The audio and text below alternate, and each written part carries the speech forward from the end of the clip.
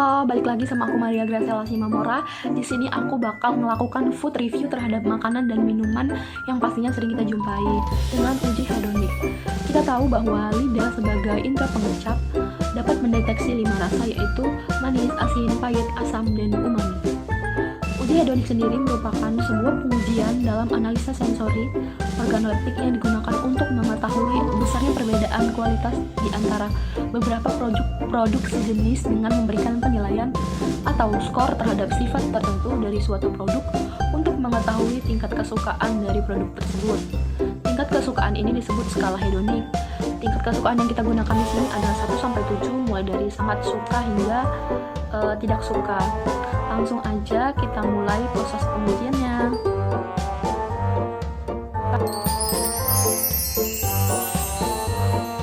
Teh merupakan minuman yang dibuat dengan cara mengolah daun, pucuk daun atau tangkai daun yang dikeringkan dari tanaman Camellia sinensis.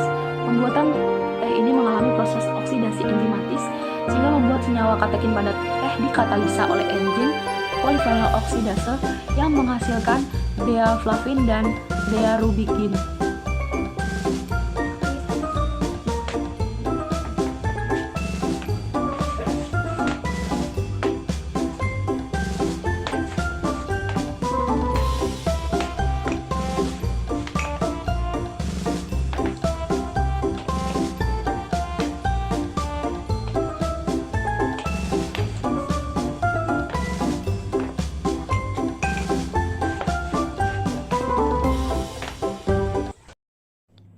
Ini merupakan formulir uji hedonik minuman teh melati. Secara keseluruhan yang paling disukain itu adalah teh kotak, kemudian fresh tea, dan teh botol. Dapat kita lihat bahwa rasa yang dihasilkan dari teh ini ada yang manis dan ada yang sedikit pahit. Rasa ini dipengaruhi oleh senyawa alami yang terkandung dalam teh dan adanya penambahan gula. Senyawa yang alami yang terkandung itu adalah senyawa katekin pada teh yang dapat membentuk rasa pahit pada teh. Sukrosa juga sebagai pemanis ditambahkan ke dalam teh pada minuman ini. Penambahan sukrosa ini akan memberikan rasa manis pada teh. Untuk aroma pada teh timbul akibat adanya komponen senyawa volatil yang mudah menguap. Namun komponen volatil ini akan hilang selama proses pemanasan. Teh kemasan ini merupakan teh melati, sehingga dapat dirasakan aroma sedikit melati pada teh tersebut.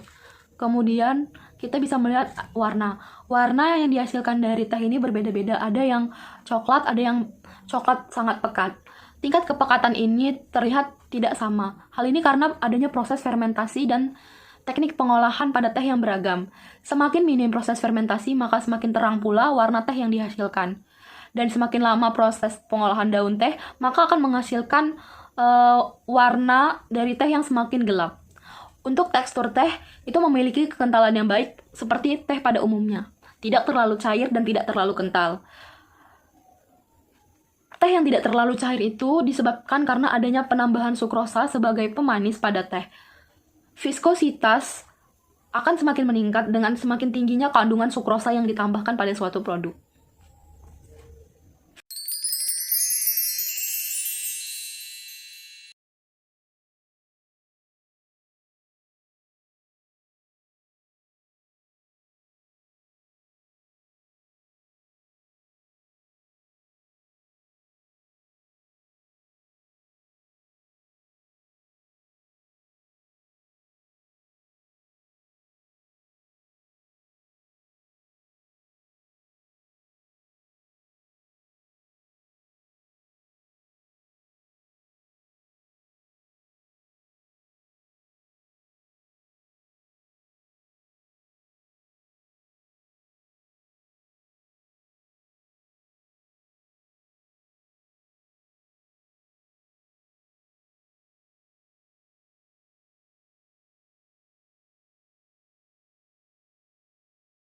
Ini merupakan formulir dari kopi hitam. Cara overall yang paling disukai adalah Kapal Api, kemudian disusul oleh Top Coffee, dan kemudian ada Nescafe. Kopi merupakan suatu komoditi perkebunan yang diolah dari biji kopi menjadi bubuk kopi, kemudian diseduh menjadi minuman kopi. Untuk rasa pahit kali ini, warna yang dihasilkan dari bubuk kopi ini lumayan berbeda. Hal ini dipengaruhi oleh lama dan suhu penyangraian. Proses penyangraian merupakan tahap terpenting dalam pembuatan bubuk kopi. Dengan penyangraian ini akan membentuk flavor dan warna yang khas. Perubahan warna tersebut dimulai dari hijau menjadi coklat kayu manis, kemudian menjadi hitam. Aroma yang dihasilkan pada bubuk kopi itu karena adanya senyawa pembentuk aroma kopi yang muncul dari reaksi Maillard. Semakin banyak senyawa asam amino yang bereaksi dengan gula produksi pada reaksi Maillard, maka semakin banyak senyawa cita rasa maupun aroma yang terbentuk. Selain itu, aroma kopi yang diseduh muncul akibat menguapnya senyawa volatil yang dimiliki oleh kopi bubuk pada saat kopi bubuk diseduh, sehingga tertangkap oleh indera penciuman atau hidung. Biji kopi alami mengandung berbagai jenis senyawa volatil seperti aldehida, furfural, keton, alkohol, ester, asam format, dan asam asetat yang mempunyai sifat mudah menguap. Rasa dari kopi sendiri, kita kenal bahwa rasa kopi itu memiliki rasa yang khas. Seperti pada rasa dari bubuk kopi Top Coffee ini, saya menggunakan bubuk kopi Toraja. Jadi rasa kopi yang dihasilkan itu khas seperti kopi dari Toraja. Rasa ini terbentuk karena adanya senyawa prekursor pembentuk cita rasa. Senyawa prekursor tersebut adalah trigonelin, asam krologenik, lipid, dan peptida. Senyawa inilah yang akan membentuk rasa khas pada kopi. Di kopi juga kita menemukan ada rasa pahit dan sedikit asam. Rasa asam ini terbentuk dari mana sih? Rasa asam ini terbentuk dari adanya proses fermentasi yang dilakukan pada kopi. Proses fermentasi ini akan mempengaruhi rasa asam pada kopi. Semakin lama proses fermentasi yang dilakukan pada kopi, maka semakin asam pula rasa yang dihasilkan dari kopi itu sendiri.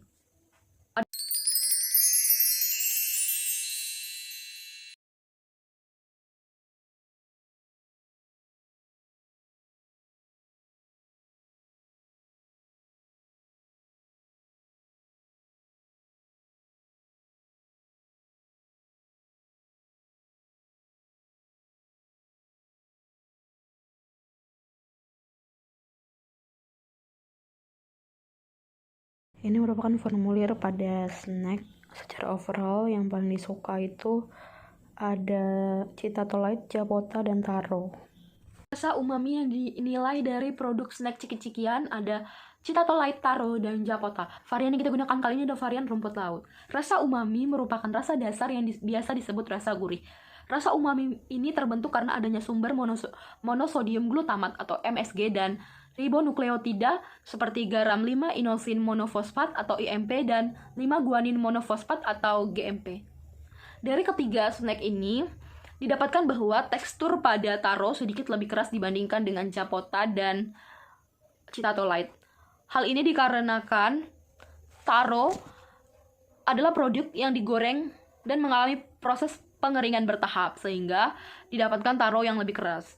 Perbedaan tekstur ini juga dipengaruhi oleh formula pencampuran bahan, kondisi pemasakan, dan metode penyimpanan yang dilakukan pada snack-snack tersebut.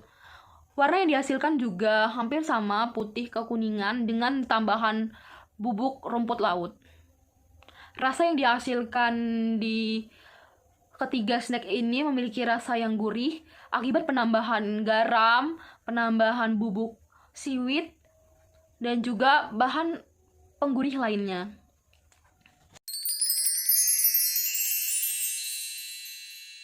Untuk rasa asin ini kita menggunakan produk keju slice yang terdiri dari 3 merek. Seperti yang kita tahu, keju merupakan olahan susu yang mengandung nilai gizi tinggi. Berdasarkan teksturnya, keju dibedakan menjadi 3, yaitu keju keras, keju semi keras, dan keju lunak. Prinsip pembuatan keju sendiri itu dengan menggumpalkan dan membentuk curd. Untuk menciptakan kondisi curd atau menggumpal itu dilakukan dengan 2 cara, yaitu dengan penambahan bakteri starter atau dengan cara pengasaman secara langsung.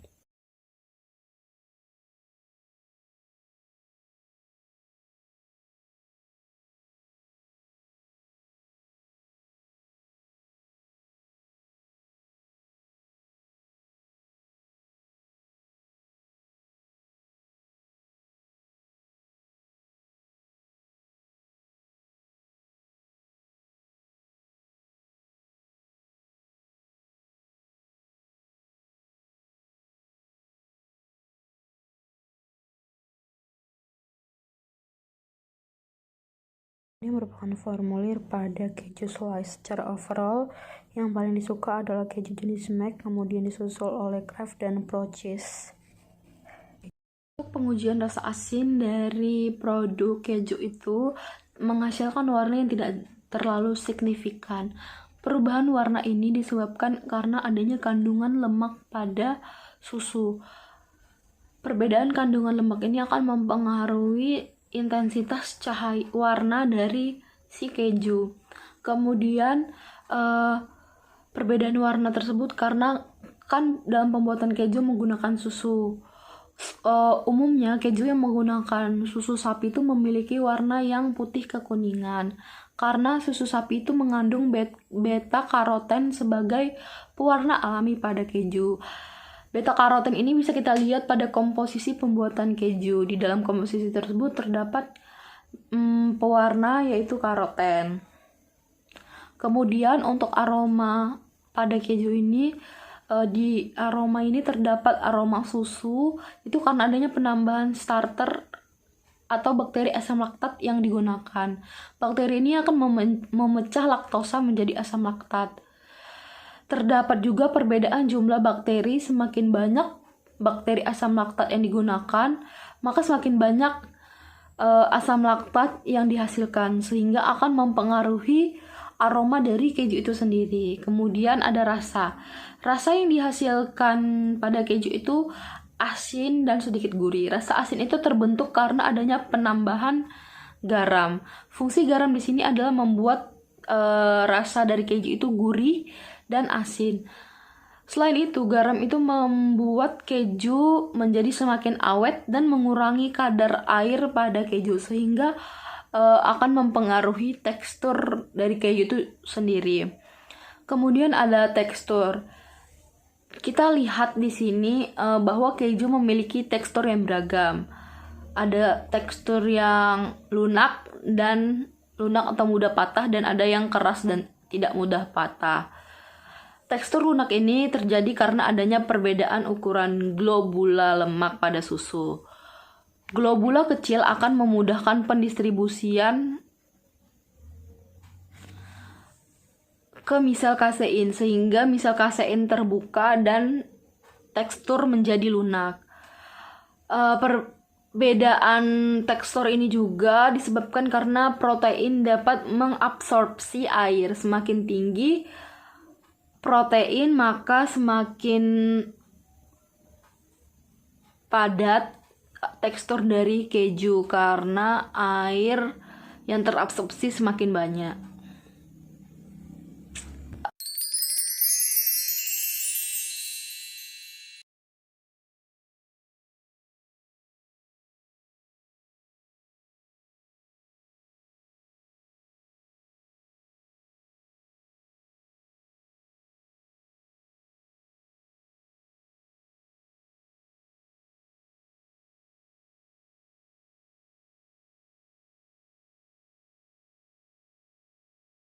Ada penilaian asam. Secara overall yang paling disukain adalah jeruk nipis, kemudian disusul oleh jeruk lemon dan limau.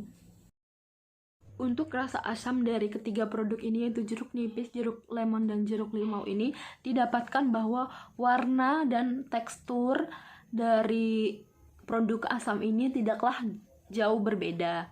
Namun untuk rasa yang dihasilkan, jeruk nipis memiliki rasa asam yang lebih kuat dibandingkan dengan jeruk lemon dan jeruk limau.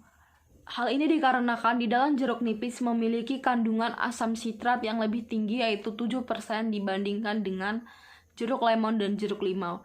Pada jeruk lemon dan jeruk limau itu juga didapatkan rasa sedikit pahit keasaman yang ditimbulkan. Dan kemudian warna air dari jeruk ini putih keruh. Sekian dulu video penjelasan uji hedonik yang aku lakukan kali ini. Sampai jumpa di video-video selanjutnya. Dadah!